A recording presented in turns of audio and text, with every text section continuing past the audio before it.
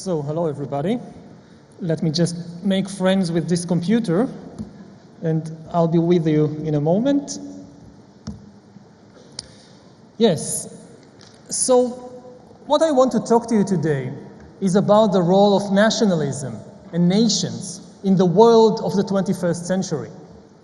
Until a short time ago, it seems that nationalism was waning and that humankind is on a path to becoming a single, global, peaceful community. But now, nationalism is making a comeback.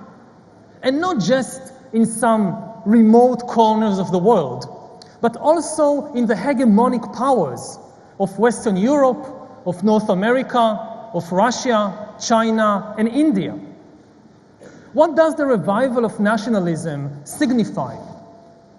Does nationalism offer real solutions to the unprecedented problems of the 21st century? Or is it a kind of escapist indulgence that might doom humankind and the entire ecosystem to disaster? Before addressing this question, we need to dispel a very widespread myth. Contrary to what many people think, nationalism is not a natural and eternal part of the human psyche or of human biology. It's actually a very, very recent evolutionary development. Yes, Homo sapiens is a social animal by nature, but for millions of years, until about 5,000 years ago, humans lived in small, intimate communities in which everybody knew everybody else.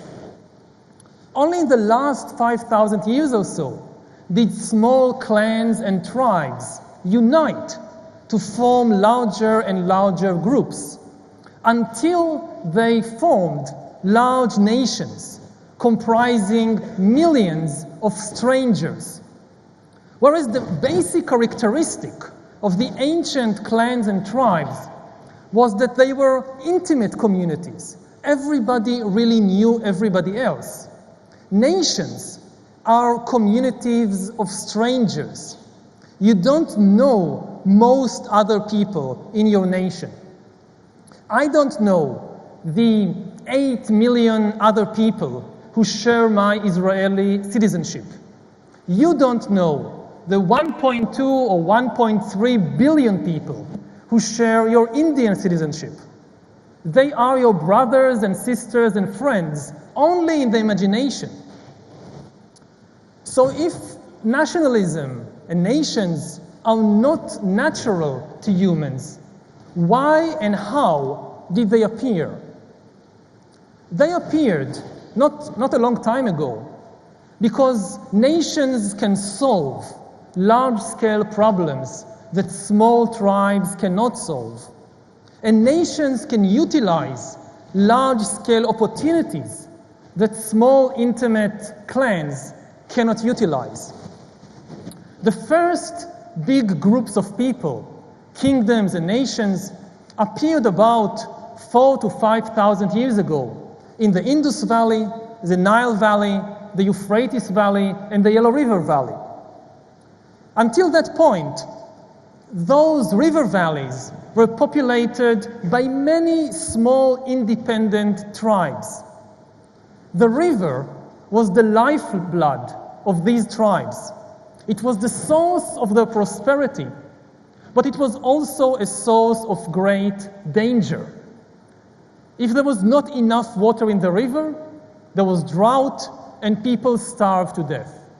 If there was too much water in the river, then the river overflowed, flooding villages and fields and granaries, and again people starved to death.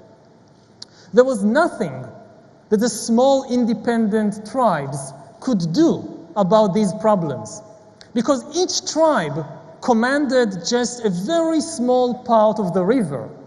It could mobilize only a few hundred people to dig canals and build dams and so forth.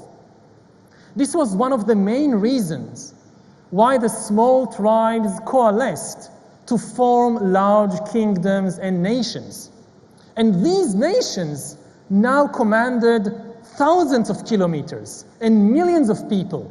And they could build the large dams and canals and reservoirs and granaries that helped humans control the river and that increased the security and prosperity of the people who lived in these kingdoms and in these nations. And indeed, for thousands of years, nations provided people with many essential services and with a greater degree of security and of prosperity. The milder forms of nationalism and patriotism have been among the most benevolent of human creations because they enabled cooperation between strangers. They enabled me to care about people that I never met and never will meet, and to cooperate effectively with them towards common goals. And this was very good. Some people imagine that without nationalism, we will all be living in a peaceful paradise. But actually, far more likely, without nationalism, we would be living in tribal chaos. And indeed, if you look today at the world, then most of the peaceful and prosperous nations of the world, like Sweden and Switzerland and Japan, they have a very strong sense of nationalism. Countries that don't have a strong sense of nationalism, like Afghanistan and Somalia and Congo, are usually chaotic and poor. So the key question to ask about the role of nations and nationalism in the 21st century is whether nations are still the right framework to address our main problems and opportunities and to ensure the security and prosperity of humans. And the answer is no. Nations are no longer the right framework. Nations today in the 21st century are like the small independent tribes that lived along the Indus Valley 5,000 years ago. We, all humans now on Earth, we now live along a single global river. A river of information, of scientific discoveries, and of technological inventions. This river is the source of our prosperity, but it is also a great threat to human civilization and to the survival of the human species. No nation can hope to regulate this river of information and inventions by itself. All the big challenges we now face are global in nature, and therefore they demand global solutions. These are the nuclear challenge, the ecological challenge, and the challenge of disruptive technologies. So let's start by looking at the nuclear challenge, which is the most familiar challenge to us because it has been with us since 1945. Since the 1950s and 60s, it has become very clear that no single nation can protect itself or the world against the nuclear danger.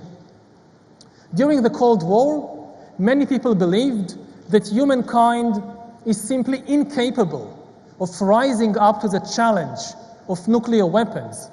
And they thought that sooner or later, the Cold War will turn into a very hot nuclear war, which will destroy human civilization and much of life on Earth. As we all know, this did not happen. Humankind managed, at least until today, to prevent nuclear war, and the Cold War actually ended peacefully.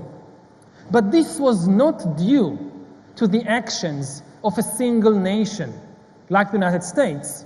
It was due to the collective action of many nations The US and the Soviet Union and China and India and the non-aligned movement, they all contributed to changing the most fundamental rules of geopolitics. For thousands of years, war seemed to be an inevitable and natural part of international relations. War was the standard tool that every country used in order to advance its interests. But since 1945, thanks to the combined actions of many nations, war has been declining. Since 1945, there has not been a single war between great powers. Few borders have been redrawn through naked aggression, and many countries, not all countries, but many countries, simply stopped using war as a standard political tool. In 2017, last year, despite horrendous conflicts in some hotspots like Syria and Yemen and Ukraine, actually fewer people died in 2017 from human violence than from obesity or car accidents or suicide. For the first time in history, you are now your own worst enemies. You have a greater chance of killing yourself. Statistically, you have a greater chance of killing yourself than of being killed by any soldier or terrorist or criminal. Sugar is now a greater danger than gunpowder. And you're more likely to die from drinking too much Coca-Cola than from being blown up by Al-Qaeda. And this is all very good news. But there is no insurance, there is no guarantee that this will continue. We have to safeguard this amazing achievement in the coming decades. The reason that humankind avoided nuclear war and that war in general declined, it wasn't because some God came to our help. It wasn't because of some divine miracles. It was because of human wisdom. Humans making wise and good decisions. But there is no guarantee that we will continue to make wise decisions. We, or at least some of us and some of our leaders, might start making very stupid decisions. You should never underestimate human stupidity.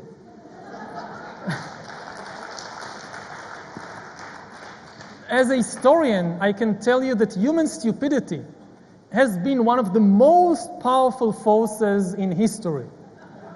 And it is still a very powerful force.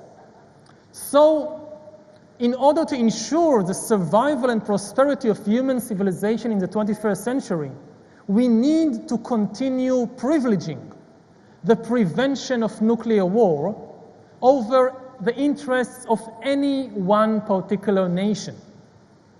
Zealous nationalists who cry, "My country first, my country is the most important," they should ask themselves, how can your country, by itself, without the help of a robust system of international cooperation, how can it protect itself and the world from nuclear war? It cannot.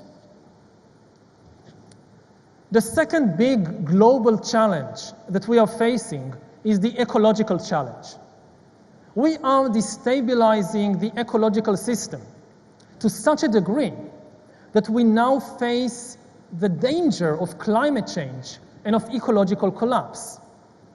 For thousands of years, Homo sapiens proved itself to be an ecological serial killer. We have been responsible for the extinction of numerous animals and plants and other organisms. Now we are putting in danger the survival of our own species, as well as of much of life on Earth. And whereas nuclear war is just a future potential, it might happen, but not yet, didn't happen yet, Climate change and ecological collapse are a present reality. It is already happening all around us. And if things continue in the present course, in 50 years, it might be impossible to live in Mumbai, either because the Indian Ocean will rise and swallow up much of the city, or because it will be so hot that nobody could live here, at least not in the hot season of March and April and May. And this is something that no single nation can prevent by itself, however powerful, because nations are not ecologically sovereign. India, for example, is a very powerful nation, but it is not an independent nation when it comes to the ecology. Ecologically, it is dependent on what other countries are doing. There are many things that the Indian government can do to help slow down or prevent climate change. It can raise taxes on carbon emissions. It can encourage the switch from fossil fuels to renewable energy. It can invest in research and development in the relevant fields. But all these policies, good policies, if they are adopted only by the government of India, and China and Russia and the US and so forth continue with business as usual, then Mumbai will still be destroyed. To save itself from ecological disaster, there is a need for global cooperation. But the biggest challenge of all is probably the third challenge of technological disruption. In the coming decades, artificial intelligence and bioengineering are going to create enormous new opportunities as well as enormous new problems. To give a few examples, one prominent example is that the rise of artificial intelligence might completely disrupt the global job market.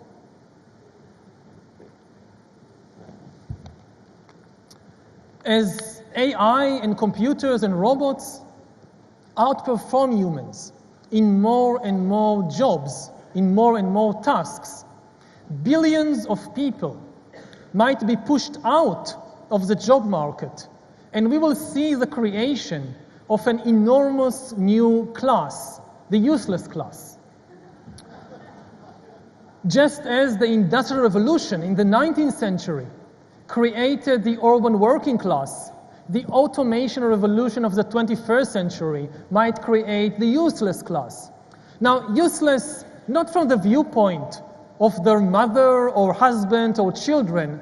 No human is ever useless from the viewpoint of their loved ones, but useless from the viewpoint of the economic and political system. We might have millions, hundreds of millions of people who have no economic value and therefore also no political power. And this is extremely dangerous. There are all kinds of ideas what to do about this. One popular idea is to have universal basic income. The government will tax the big corporations who will become very wealthy from all these robots and computers, and use these taxes to provide unemployed workers with basic income or basic services.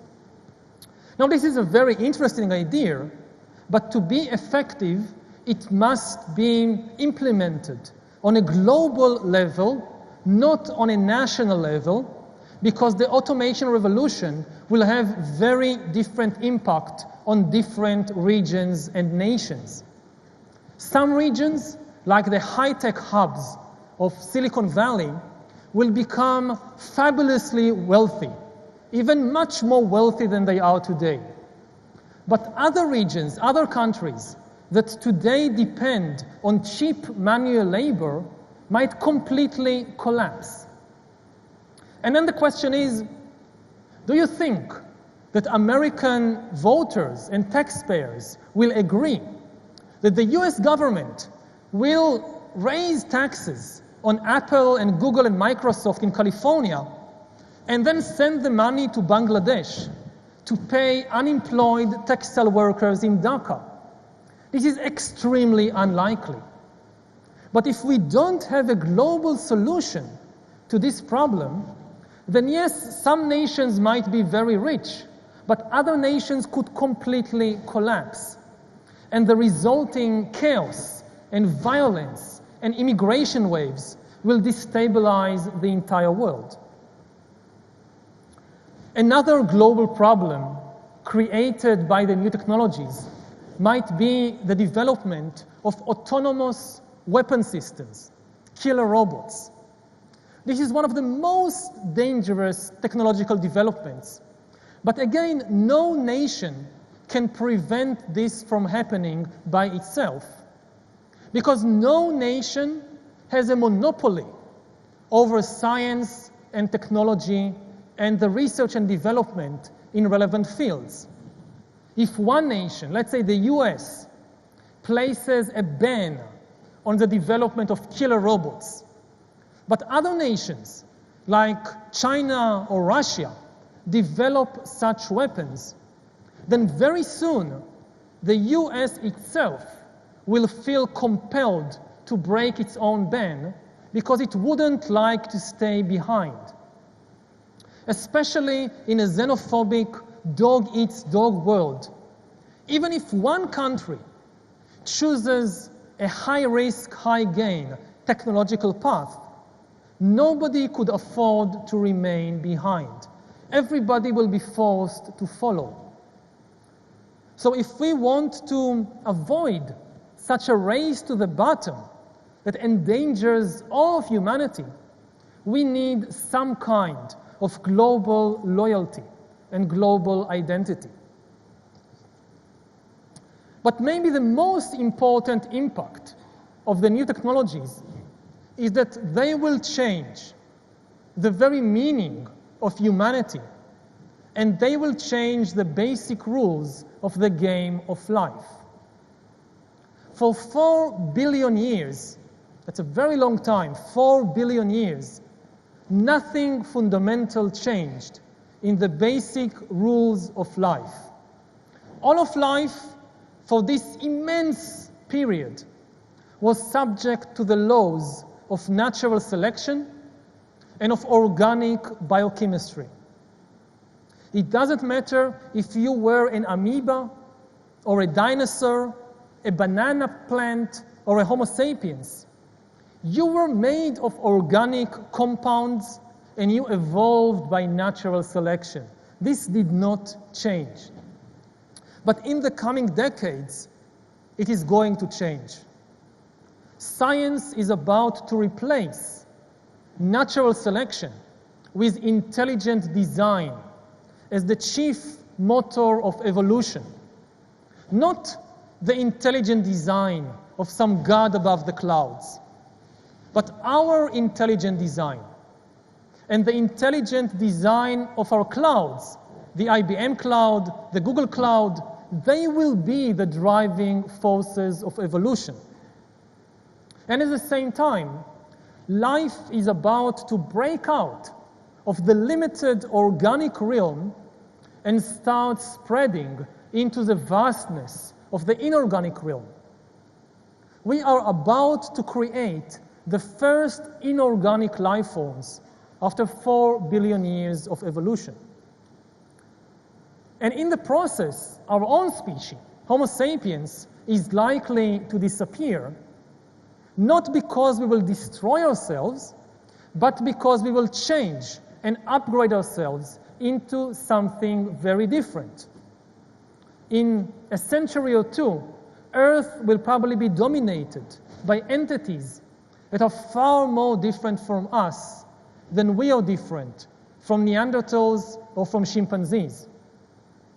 Today we still share with Neanderthals and chimpanzees most of our bodily structures, of our physical abilities, and of our mental faculties. Our hands, our eyes, our brains, our social relations, our emotions, they are very similar to those of other apes and other mammals. But within a century or two, the combination of artificial intelligence and bioengineering will create completely new bodily and physical and mental traits that completely break from the hominid and mammalian mold.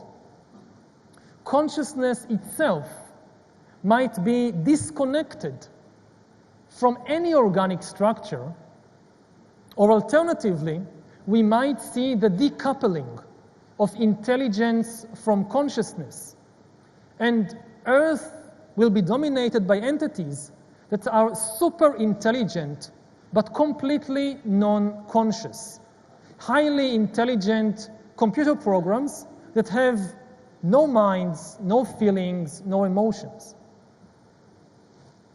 So really, humankind is about to gain divine powers of creation. We are in the process of becoming gods. And the big question that faces us in the coming decades is what to do with our new godlike powers. We need ethical guidelines and goals, and nationalism just cannot provide us with the necessary guidelines and goals because it thinks on the completely wrong level. It thinks on a different level. Nationalism thinks on the level of territorial conflicts between nations lasting decades and centuries, like the conflict between India and Pakistan, or between Israel and the Arab world. But here, we are talking about cosmic processes lasting billions of years. We talk about the end of one cosmic process, organic life evolving by natural selection, and the beginning of a completely new cosmic process, inorganic life, shaped by intelligent design. What has Israeli nationalism to say about it? What has Indian or French or Russian nationalism to say about it? Nothing, because they are thinking on the wrong level. To address these kind of questions, we need a cosmic, not a nationalist perspective. To conclude then, the basic idea of this talk is very simple, that global problems need global solutions, and nationalism just cannot provide us with the necessary solutions. It does not mean that nationalism has no role to play in the 21st century, or that we should abolish all nations and turn humankind into some kind of homogeneous gray goo.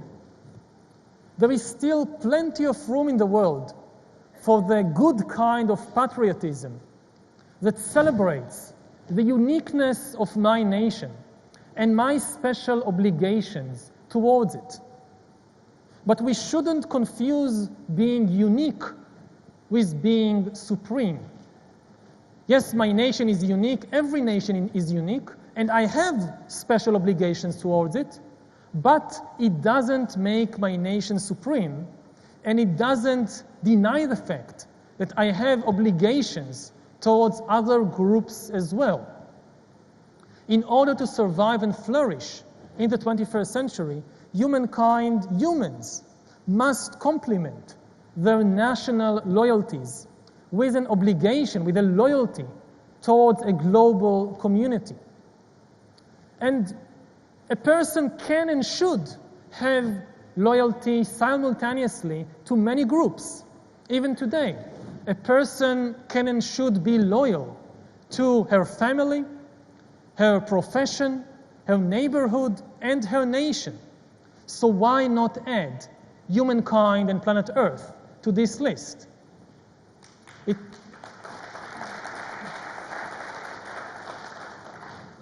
Now, of course, it's true that when you have multiple identities and multiple loyalties, sometimes there are conflicts.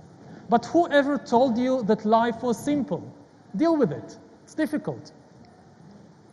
In the past, nations evolved because humans had problems they couldn't solve on the local tribal level. In the 21st century, nations are like the old tribes. They are no longer the right framework to address our most important problems. We are already living in a global world. We have a global ecology, we have a global economy, and we have global science. But we still have only nationalist politics. And this mismatch prevents the political system from countering our main problems. To have effective politics, we need to do either of two things.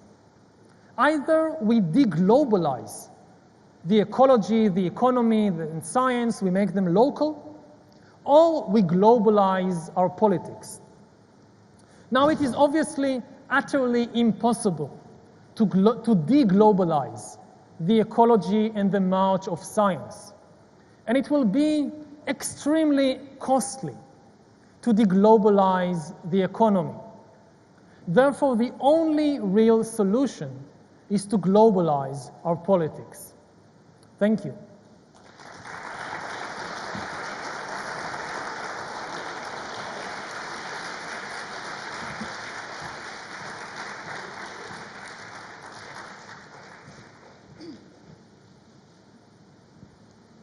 So you talked about globalizing politics. I want to talk the first question on that. Mm-hmm.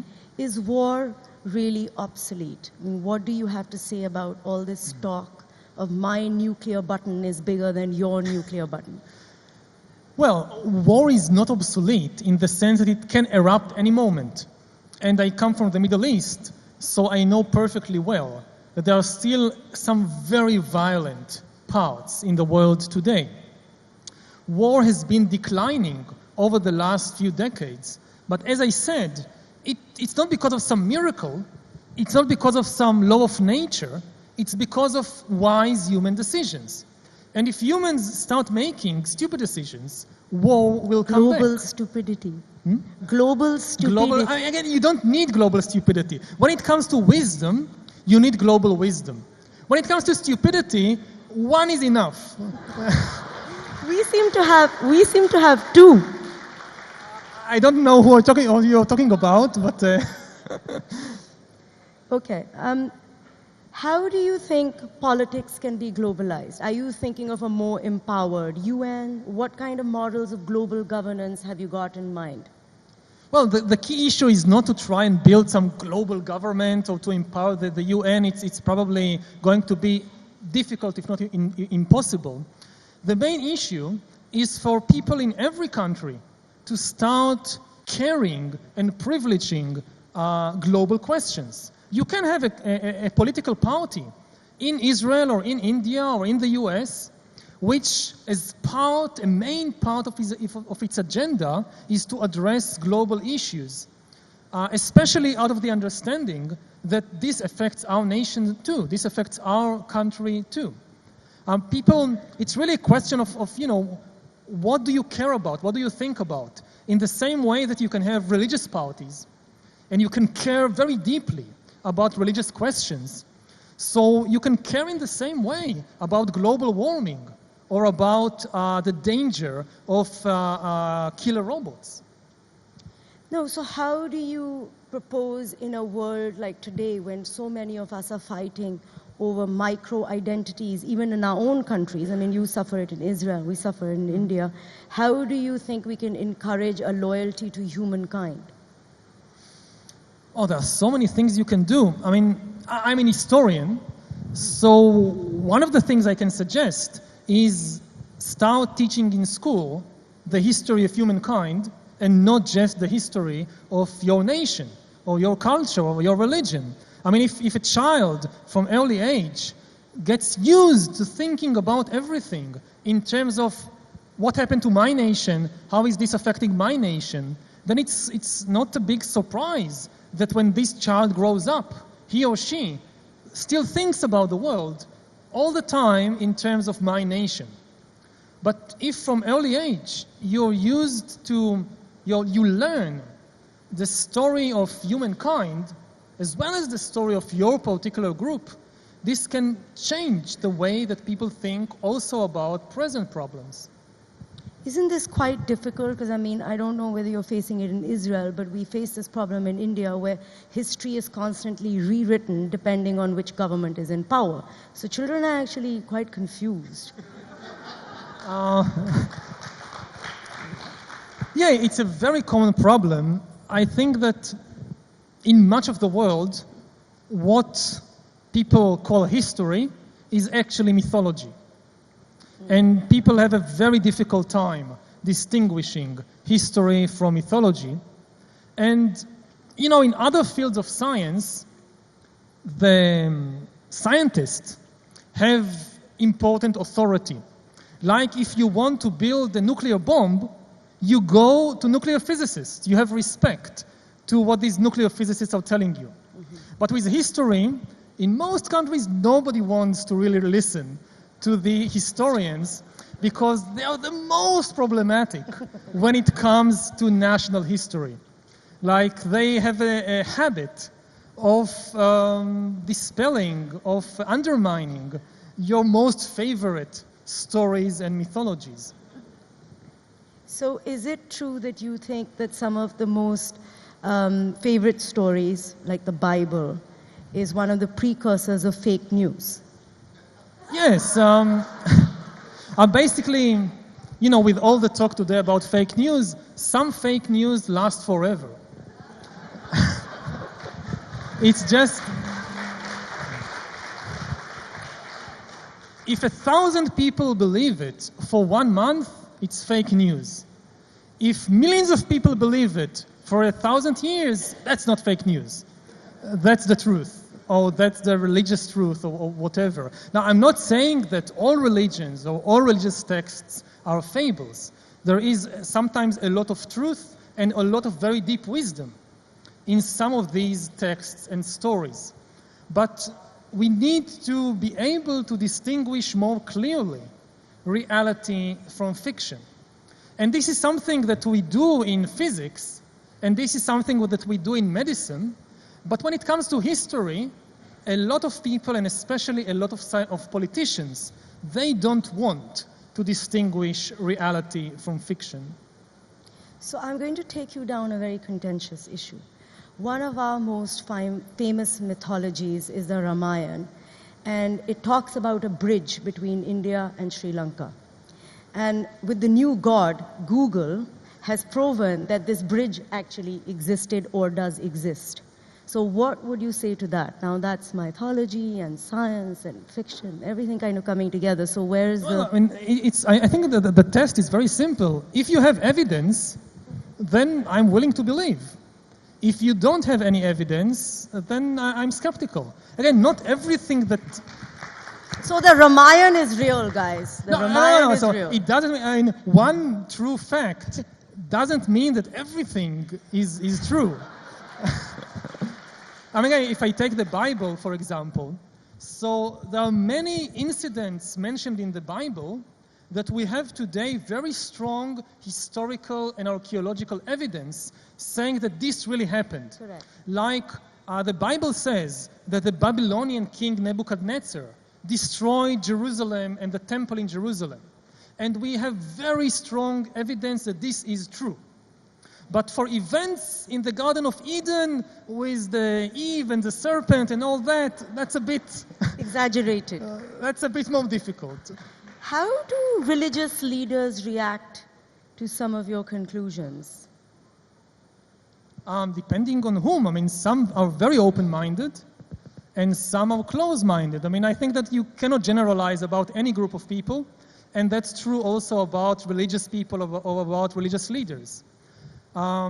So I can't really make a generalization. I have encountered some very religious people in Israel who are extremely open, and also I've encountered some secular people who are very close-minded. So it depends on the person, not on the views of the world. So do you believe in God?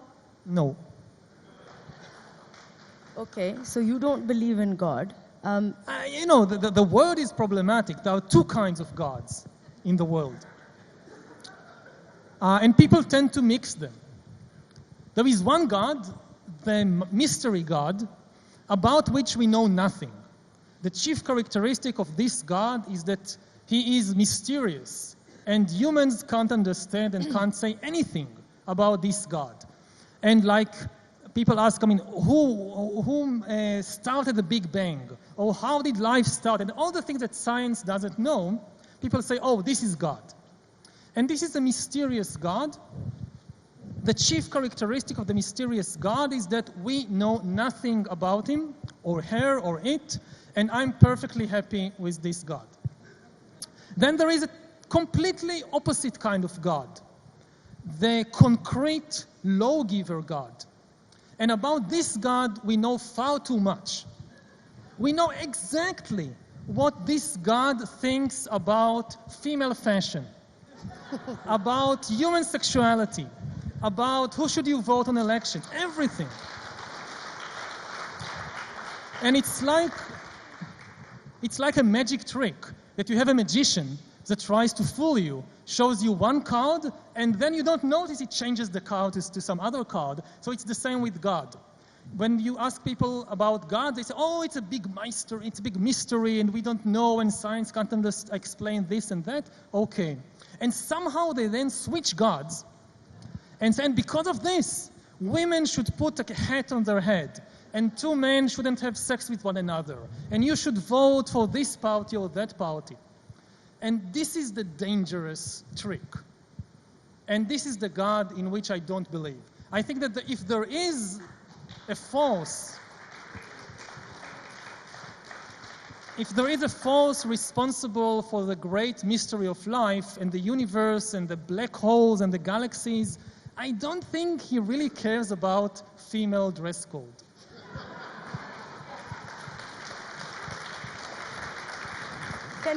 Can we talk a little bit more about this force? You are somebody who practices Vipassana. Does that help you get closer to the force? Is that where you get closer to the force? I practice Vipassana meditation to see reality more clearly, to be able to see what is reality, what is really happening right here, right now. I'm not doing it as any kind of religious exercise to get in touch with this force or that force, with this story or that story. It's really, for me, then, the least dogmatic thing I ever encountered in life is Vipassana meditation. It just tells you, just observe what is really happening right now as it is, without trying to impose any story on it, without trying to change it in any way. I mean, I remember the first time I went to a course, and the first instruction I got from the teacher was observe your breath. Not observe God, not observe the soul, just observe your breath coming in and out of your nostrils, and just accept the breath, whatever it is. If it is strong, if it's weak, if it comes from this nostril or that nostril, it doesn't matter. Just observe the reality as it is. And what amazed me was that I couldn't do it for more than 10 seconds. Immediately the mind ran away to some story, some fantasy, some memory. If I can't observe the reality of my own breath for 10 seconds, how can I hope to observe the reality of the global political system or of the global economic system? So that's exactly the question. I try to do both. I've been practicing for 18 years now. Wow. And it's been very helpful. I don't think more than 10 seconds now. More than 10 seconds, I try. So how Sometimes I succeed. This year I went to a 60 days course here in India. 60 days. 60 days. I didn't stay focused for 60 days, of course. The mind keeps running away, but keep trying. And I don't think I could have written any of my books without the help of the focus and the discipline and the clarity that this kind of meditation gives. So when you're deep in meditation, I'm dying to ask this question, and we have quite a lot of people from Bollywood here today, so they've obviously seen some of these films.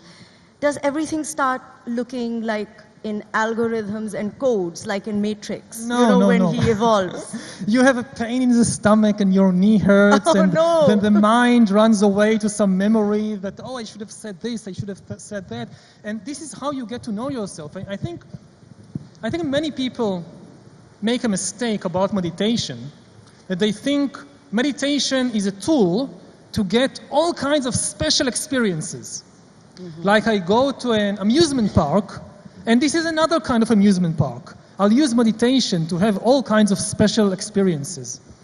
And actually, I think the most important benefit of meditation is to get to know the most ordinary, daily, natural patterns of your mind and of your body.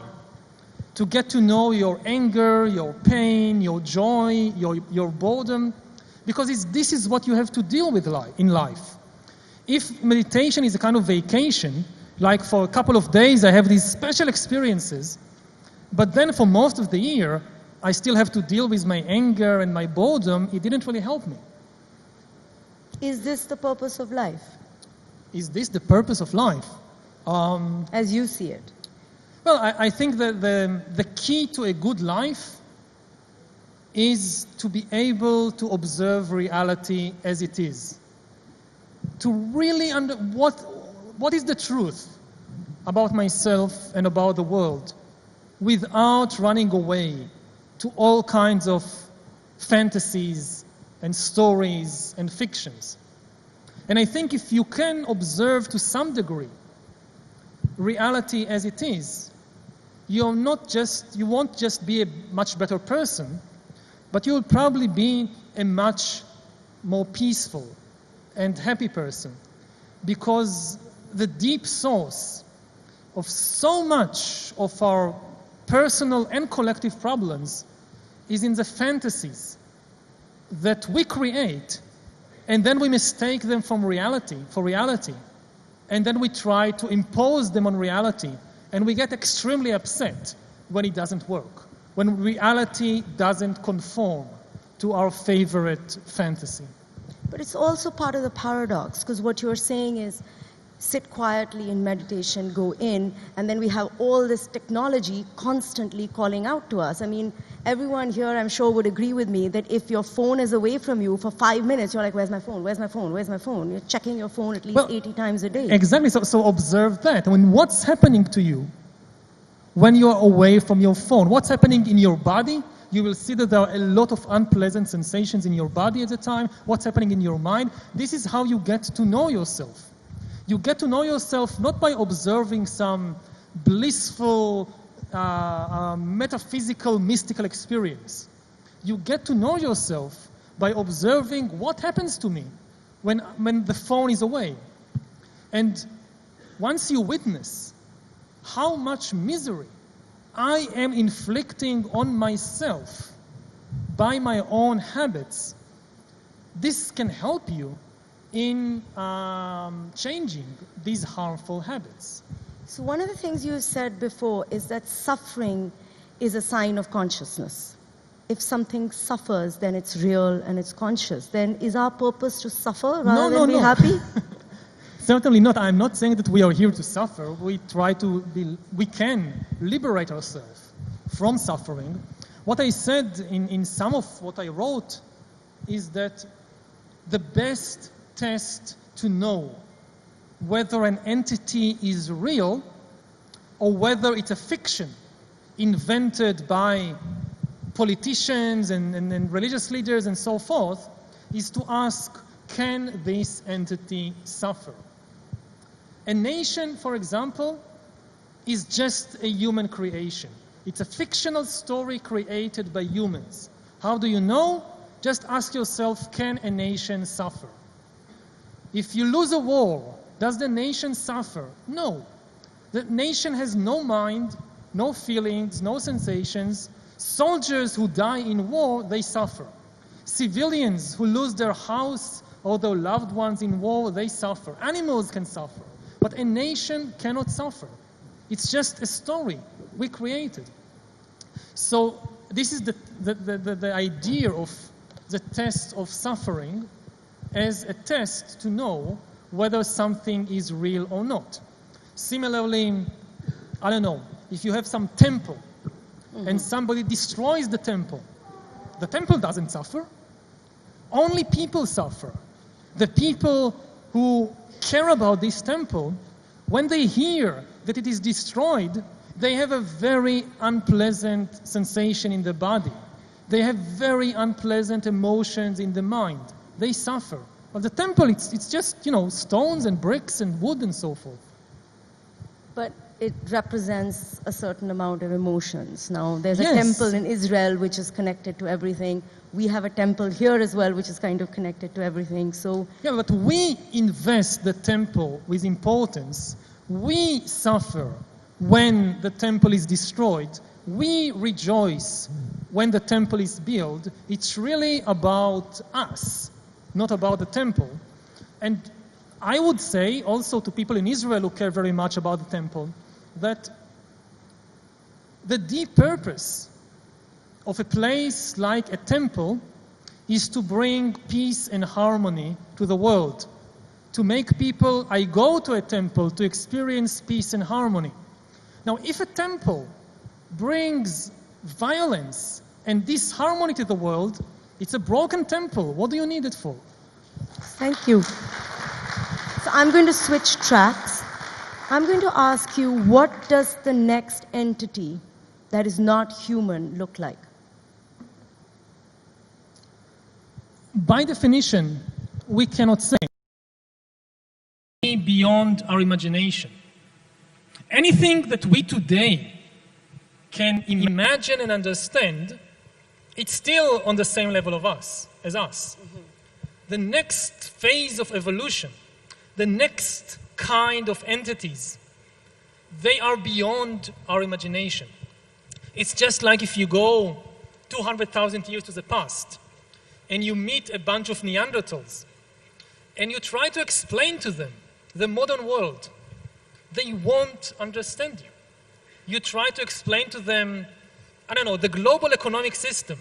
We have corporations and they have shares which are exchanged in the stock exchange, and you can use money to buy these shares and become very wealthy, and then the Neanderthals will go, what? What are you talking about? We understand what an elephant is, or what a giraffe is, but what is a corporation? They can't understand this. In a similar way, we cannot understand the type of entities and societies that will dominate the world in, say, 2 or 3 centuries. So let's say it goes in stages. It doesn't just happen overnight, and you have access to biotech and intelligent design. What are the few things you will augment in yourself? What to augment in myself? I think the key issue is that, and this is also the big danger, we just don't understand ourselves well enough in order to answer this question in a responsible way. I can have all kinds of fantasies about changing my body and upgrading my brain and my mind. We don't really understand what the consequences will be. And this is, again, one of the big dangers that I didn't have time to address in my talk, that in the past, humans had the ability to manipulate the world outside them, but they didn't understand the complexity of the ecological system. So all the changes we made in the world have caused ecological collapse. And we might do the same thing inside. We will gain the ability to manipulate our bodies, our brains, our emotions, our minds, but because we don't understand the complexity of the human body and especially the human mind, all these changes might result in an internal ecological collapse, in a mental collapse. So my hope for myself is first to understand my inner world before I start manipulating and upgrading it. Okay, that's fantastic. So I want to get a little bit onto the biotech side. I want to ask, what do you mean when you say we'll be able to hack into a human? Well, the basic wisdom today in the life sciences is that humans have a biochemical operating system. Our desires, our decisions, our feelings, they are not the result of some free will or of some metaphysical spirit. They are the result of biochemical processes in the body and in the brain. Until today, we didn't have enough knowledge and information to understand it. So the human body was like a black box. We don't know what's happening inside. But we are now gaining the biological understanding and the computing power necessary to hack human beings.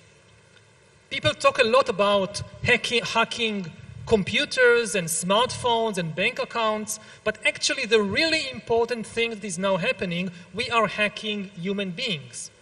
We are deciphering how the body works, how the brain works, how people make decisions.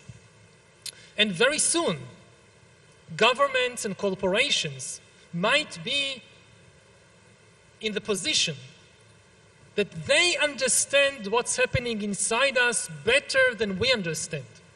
And therefore, they can manipulate us and control us, and we won't even realize it.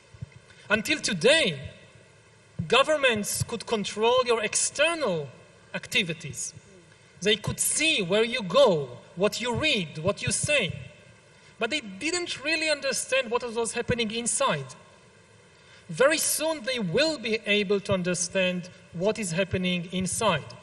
And if we are not careful, this will lead to the creation of digital dictatorships, of total surveillance regimes, in which resistance is absolutely impossible. Because if you just think about resisting, they know. Like just think about a place like North Korea in 20 years or 50 years, where everybody have to wear a bracelet, a biometric bracelet, which monitors their blood pressure, their brain activity all the time. And if you listen to a speech by Kim Jong-un, and the bracelet identifies the signs of anger, that's the end of you. So there has been a lot of debate around biometric data in India, because we have a new ID card called Aadhaar, which takes our fingerprint and it takes the iris scan. It's also linked to our mobile phone, to our bank account, to our voter card, to our PAN card, etc., etc. And it's mandatory. So most of us have had to succumb to it. Is this the first step towards digital dictatorship? Well, maybe yes and maybe no. No technology is deterministic. Every technology has both positive and negative potential, and it would be foolish to give up all the enormous positive potential of biotechnology just because of the negative scenarios. Just as it would have been foolish to give up the inventions of previous ages just because they could support a dictatorship. Like if you think about, radio.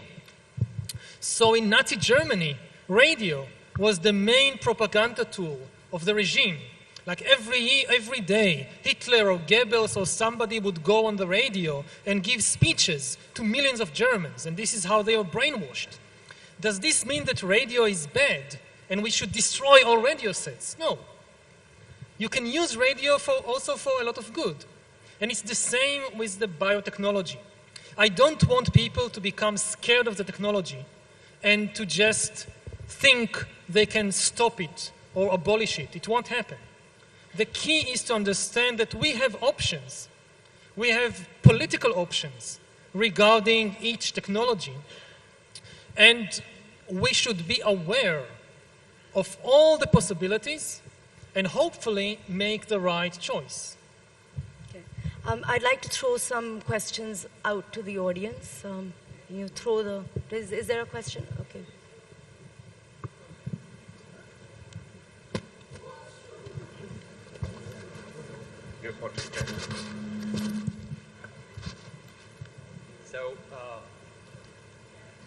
So my question is, it's not about artificial intelligence, but about natural stupidity, which is you've touched upon several times.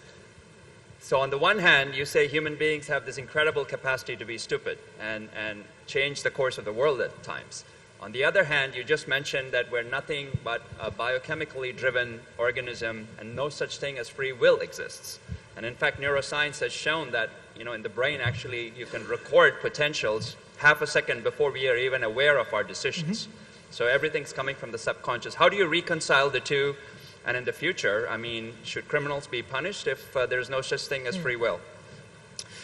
Well, I think that science is now proving beyond reasonable doubt that the old concept of free will is a myth. That at least in the old sense of what free will means, that you have some soul or spirit inside that can make decisions completely freely, this has no meaning and no scientific validity. And I think that it will require that we change our legal system from a legal system that is based on the idea of responsibility and punishment to deterrence, prevention, and correction.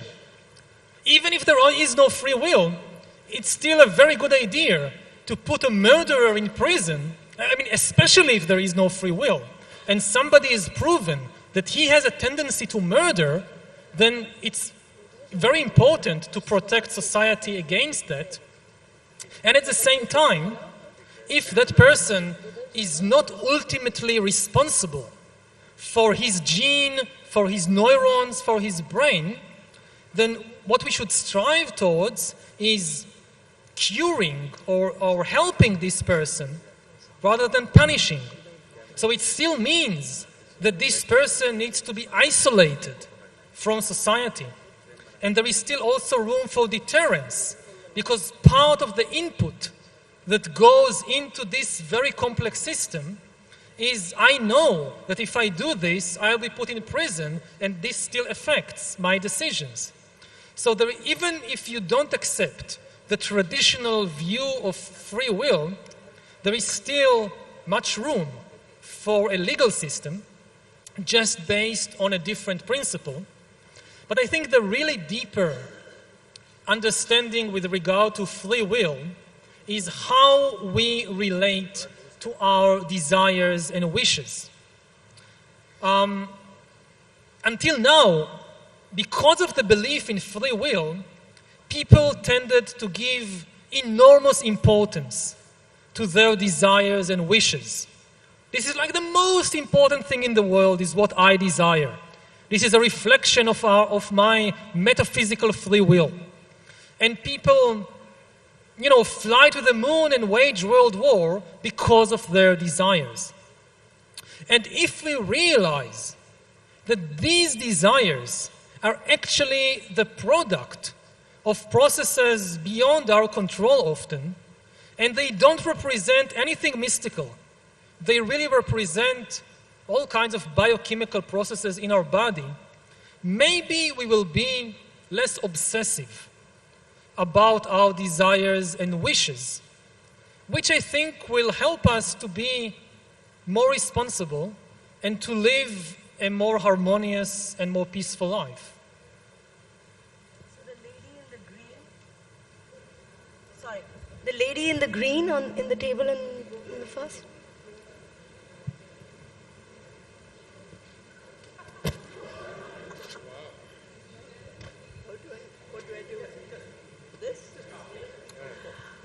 Going back to the subject of Ramayana and the mention of the bridge between ancient Ceylon and India, and then Google validating it, would you say that a lot of mythology is based on ancient tribal memory? Well, some mythology certainly preserves ancient facts, ancient events. Now, again, from all over the world, historians and archaeologists have many examples of all kinds of mythologies that preserve such real events, factual events. But again, we need to be very careful. Every event, every claim needs to be examined on its own merits. If, in the example I gave before, if I have strong evidence that one thing in the Bible, the Babylonian conquest of Jerusalem, really happened, this doesn't prove that another thing in the Bible, let's say the events in the Garden of Eden, or the Exodus, or some miracle, that they are also true. People very often mix together real events with fictions in order to create myth. And I guess this is true of the Ramayana and Mahabharata and all other mythologies around the world as well. So a question right to the other side of the room.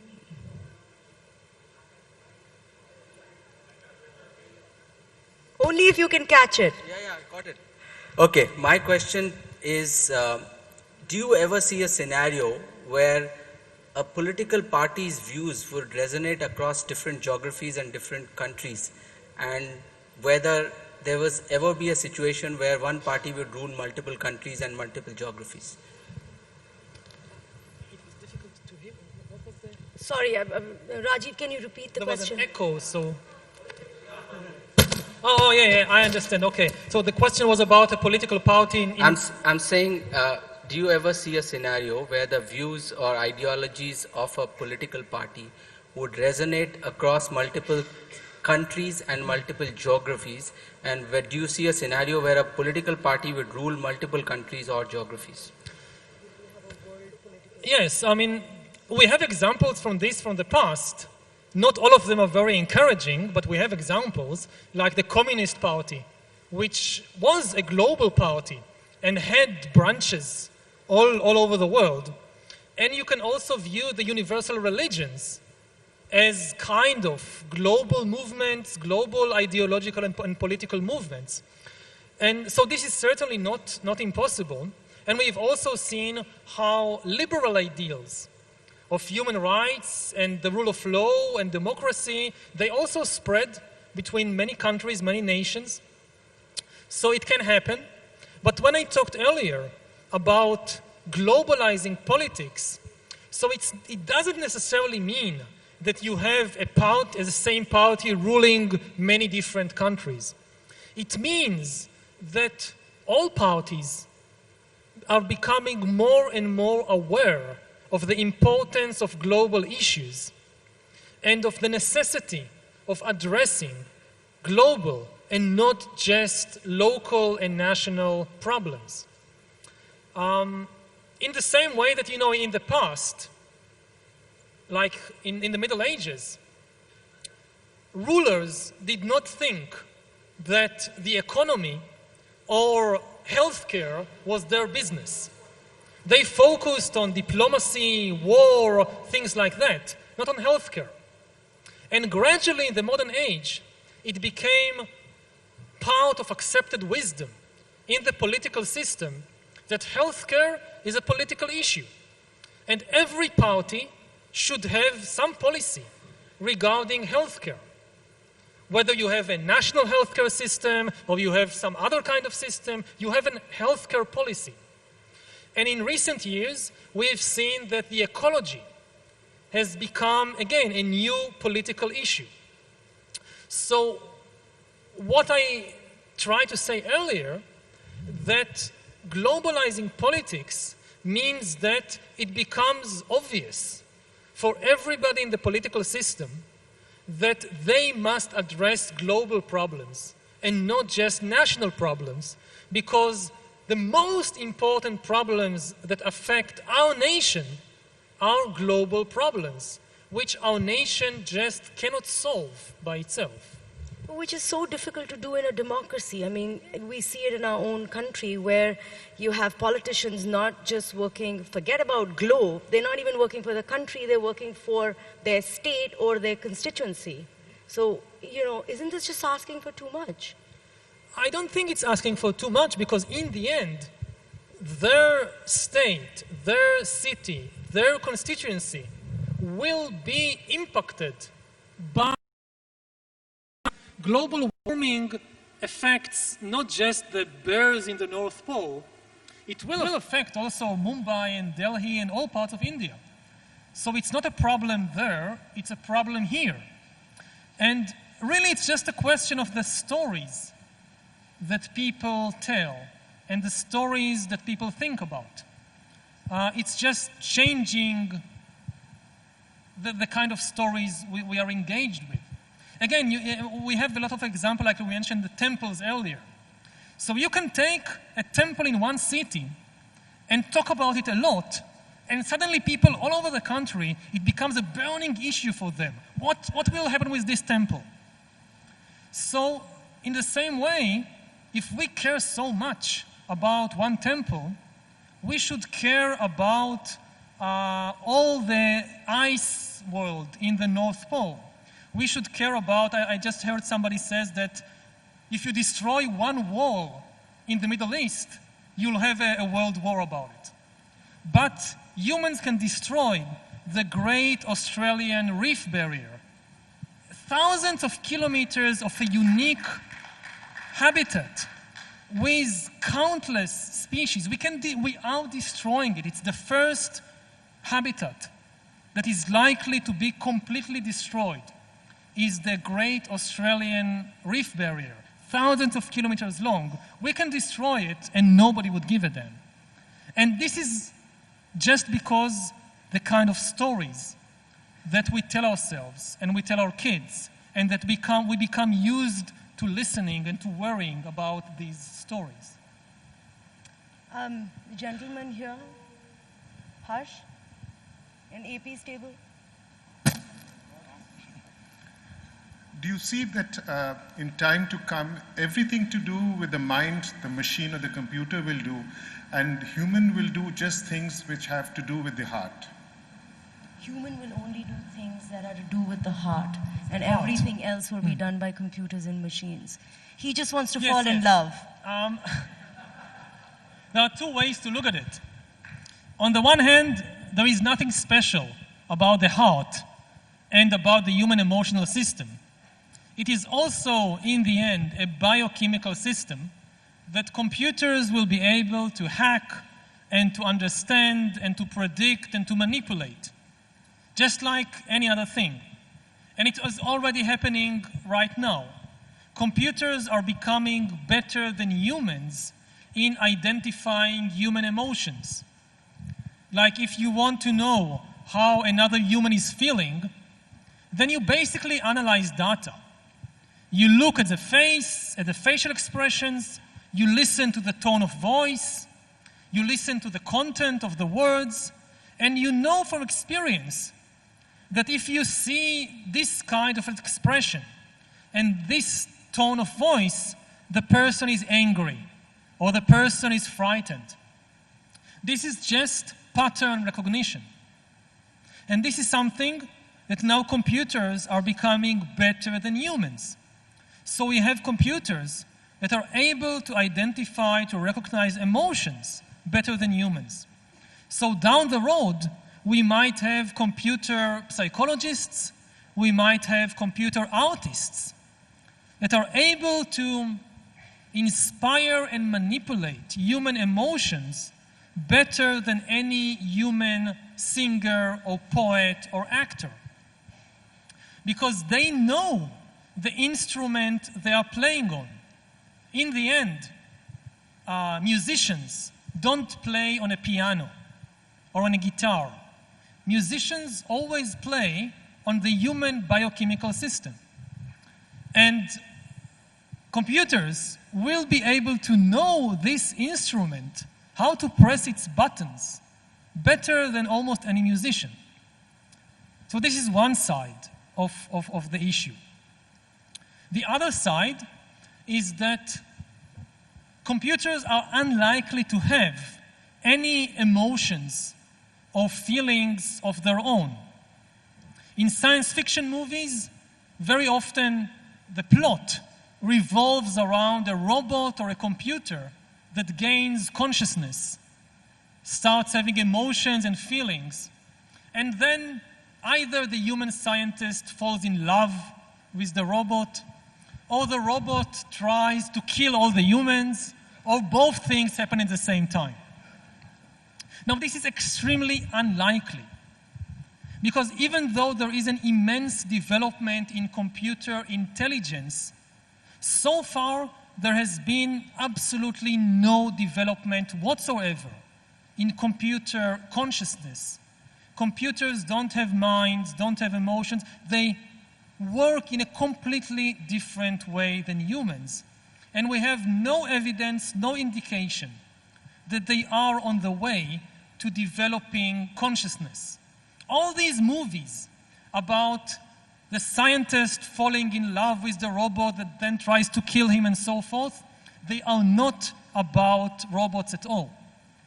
If you notice, in most of these movies, the scientist is a man and the robot is a woman. And these movies are not about humans being afraid of intelligent robots. They are about men being afraid of intelligent women.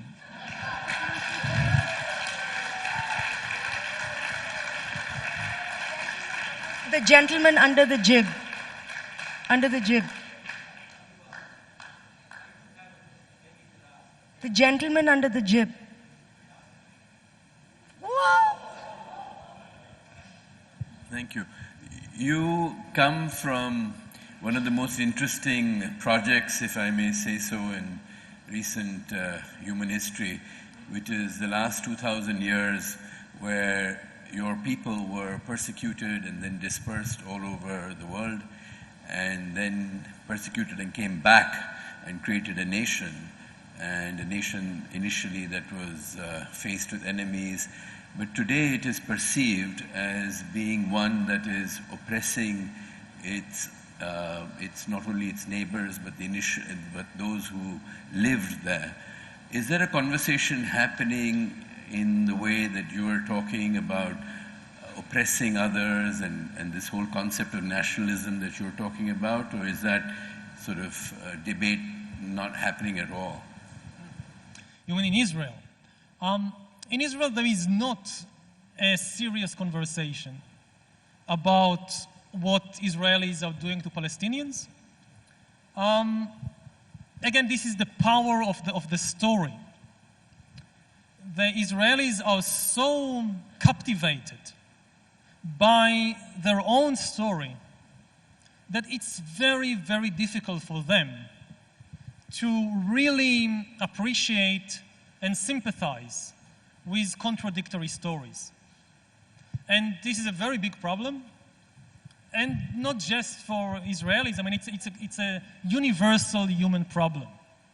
When you become very attached to your story, one of the negative consequences is that it becomes very difficult for you to see things from a different perspective. You can talk with extremely intelligent and open-minded people about distant galaxies, and they will be very interested and very open in everything. And then you mention the Israeli-Palestinian conflict, and something happens in the brain. Like you press a button and a part of the brain shuts down.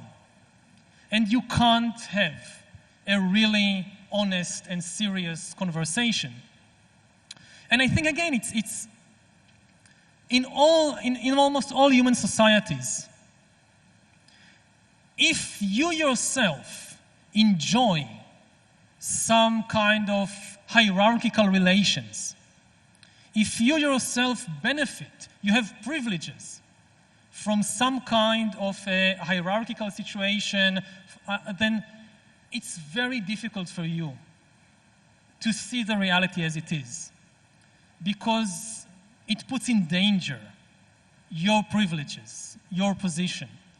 I'm not saying it's impossible, not in Israel and not in other places. Some people are able to do it, but it is very difficult. So one question at the back. I think we've been ignoring the back. This gentleman, can you see him at the back? At the back, Tahir, right at the back.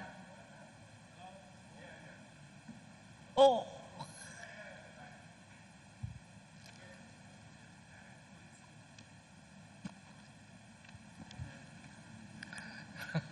It's also a lucky opportunity. You, in conclusion, you try to explain us that global political influencing leadership can give nearer solution, and another inside us, within human being, just observing, I'm quoting Vipassana, just observing our breath as it is, as a truth of present moment. And in connection with these two, one ancient astrologer, Nostradamus, in 1600 century of France, predicted that one leader from India will spiritually lead the whole global with good thoughts, positive thoughts. Be careful now. Will give solution and unite the global into a one unity of spirituality. So can you throw light on this? He's saying that he talked about the global integration and Nostradamus predicted that the leader is going to come from India. Well, I wouldn't trust Nostradamus about anything. From my I'm a medievalist, but my early expertise was not about artificial intelligence and cyborgs. It was about medieval history and early modern European history. So I know the background of the writings of Nostradamus, and really it's not a very good source for understanding the present world. And I don't think that the world needs a single leader that will unite the world and that will kind of messiah.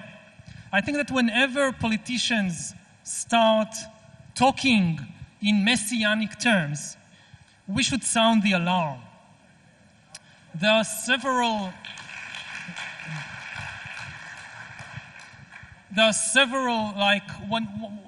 key words that when you hear a politician uses any of these words, be very careful.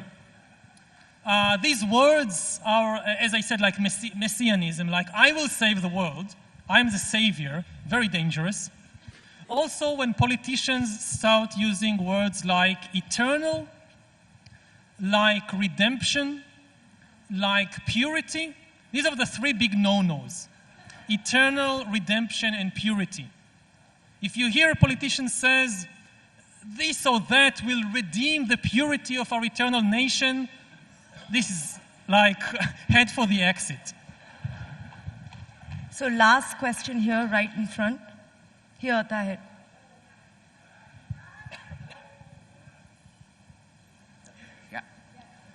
Thank you, Professor, for an education, not an evening.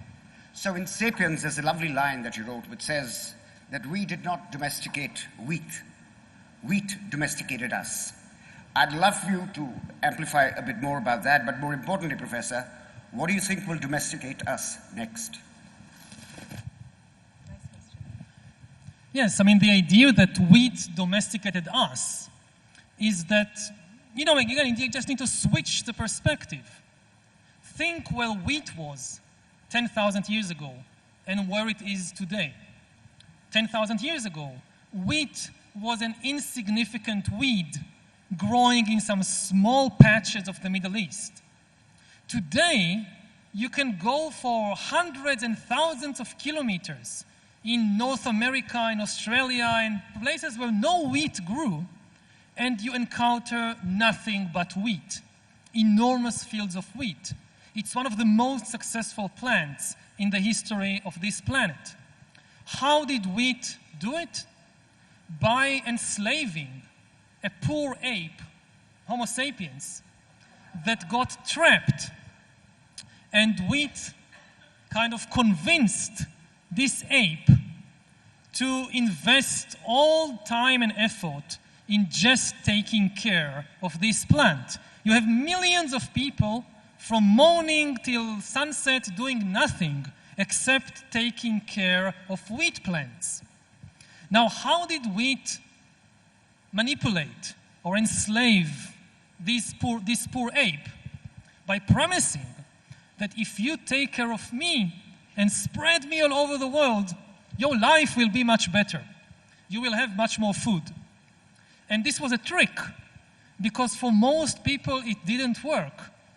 Most people, when they became farmers, they worked much harder than before, but all the surpluses, all the grains that were produced were monopolized by a small elite of kings and priests and aristocrats. They had a good life.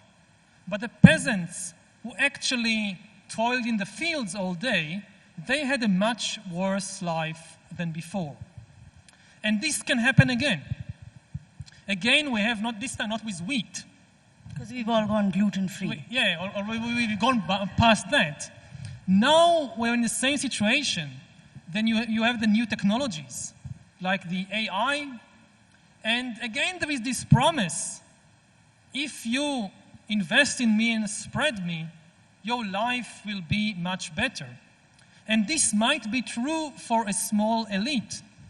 But if we are not careful, billions of people will actually lose their power, and we will create the most unequal societies that ever existed. So we should try and learn the lesson from what happened with wheat and try not to repeat it in the 21st century. Thank you. Thank you, Professor Yuval Harari. That's been amazing. I want to leave you with one last question. Since everything is about stories, how true is your story? And rate it on your own scale. How true is my story? Yes, the books. Those are a story the as books. well. Well, my main recommendation to people is don't take any book, including my own, as kind of the truth about history or about humankind. I see my own books more as an invitation to further research. They are more about the questions than the answers. My hope is that they will inspire people to question, to have discussions, to investigate further, and not just to say, oh, okay, this is the truth, now we know everything, we don't need to continue with the investigation. And certainly I don't, for myself, personally, I'm very afraid of being placed in the position of a kind of a guru that knows everything, because the danger is that I might start believe that. You know, it goes up to the head. And this is the greatest stupidity of all. So let's test him with a very, very loud hand where he can believe he is a guru. Thank you very much.